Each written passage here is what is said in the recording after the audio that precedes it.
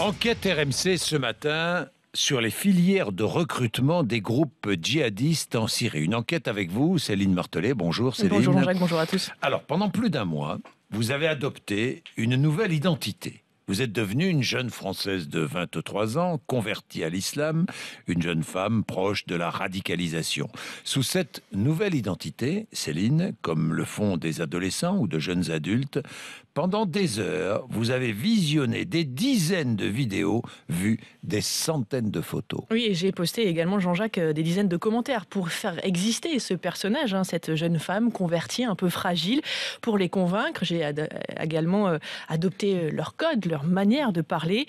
Et sur Facebook, eh bien, très vite, j'ai pu identifier les profils de jeunes Français qui sont partis en Syrie, des jeunes Français qui très rapidement sont entrés en contact avec moi. Ce sont eux qui sont venus vers moi. Et au bout de seulement 3 jours, Jean-Jacques, 3 jours, eh bien, un premier djihadiste français m'a proposé directement un mariage. Il n'a que 16 ans. Il est en Syrie, tout près de la frontière turque, dans une caserne prise aux rebelles syriens. Et c'est là qu'il s'entraîne, m'a-t-il dit, depuis septembre dernier, et qu'il s'ennuie également. Ça se sent dans nos échanges.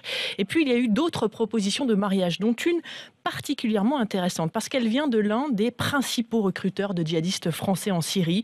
Au départ, il a été un peu distant, évidemment, et puis il a été, semble-t-il, convaincu par ma fausse identité et m'a donc proposé de devenir sa deuxième femme. Un mariage que nous devons célébrer avant mon arrivée en Syrie via Skype, par webcam, donc sans contact physique. Rien à voir avec les préceptes de l'islam. J'ai également dû envoyer des photos et à chaque fois que j'ai évoqué avec ce recruteur mes doutes sur la légitimité religieuse de ces demandes, eh bien, il m'a trouvé une réponse parlant de textes de tel ou tel savant. Une fois le mariage accepté, cet homme m'a donné un itinéraire très précis. Prendre un avion pour l'Allemagne, qu'il dit moins surveillé. Ensuite, s'envoler pour Istanbul, direction l'aéroport de Gaziantep, c'est au sud de la Turquie. Et là, je dois attraper un bus classique pour une petite ville à côté de la frontière syrienne. C'est là que doit se faire mon passage. Mon recruteur assure qu'il m'attendra avec sa voiture de l'autre côté. Et mon rôle là-bas, Jean-Jacques, eh bien, c'est rester aux côtés de mon mari. Je lui ai demandé, fonder une famille et créer donc cette communauté dans ce qu'ils appellent la Terre Sainte, le Cham. Pour convaincre des jeunes de rejoindre la Syrie, il y a donc ces conversations via les réseaux sociaux, tout se passe sur les réseaux sociaux, mais ces filières djihadistes utilisent également des vidéos. Oui, et il y a bien sûr des images insoutenables d'enfants syriens blessés ou tués, des vidéos d'exécution également particulièrement violentes, mais il y a surtout ces vidéos de propagande en français, des vidéos parfois très longues, particulièrement bien faites, avec toujours en fond sonore ces chants religieux qui appellent au sacrifice, on les entend, des chants qui ne sortent plus de votre tête. Vraiment, Jean-Jacques, ils sont entrés dans mon esprit avec ces chants, des discours toujours les mêmes, des voix qui expliquent inlassablement qu'un bon musulman doit rejoindre une terre où l'islam règne, qu'il doit combattre pour faire naître un État islamique en Syrie, une terre sainte, critiquer vraiment très violemment les musulmans qui vivent avec des non-musulmans, les imams français, même les plus radicaux.